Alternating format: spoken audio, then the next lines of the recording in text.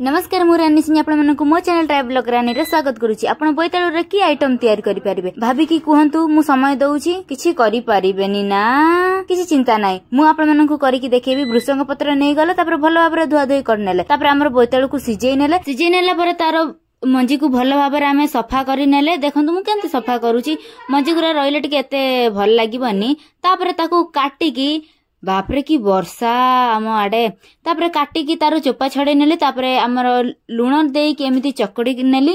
चकड़ी नेला परे लंका को प्रथमे कढ़ई रे भाजी नेली तापरे हमर सोरिष तेल टिके भल लागिवो ता सहित हमर फुटण को पके नेली। फुटण फुटी सारिला परे हमर जो भृषंग पत्र को हमें पके नेले। भृषंग पत्र टिके हमें भाजी नेला परे आमर जो हळदी को पके नबा। हळदी पके नेला परे हमकु कोन एबे करबा को पड़िबो आमे जो चकटा चकटी करिकी रखी थिले हमर बोईताळु को ताको पके नबा। पके नेला परे त लाळ बाहरिला पाटिरु आउ तो रही हबनी आउ खाई की देखिबा केमिति लागुची। प्रथम थर रे जानी हेलानी द्वितीय थर फेरे खाइबा आउ देखिबा केमिति लागुची। भलो तो लागुची आउ केमिति लागिवो।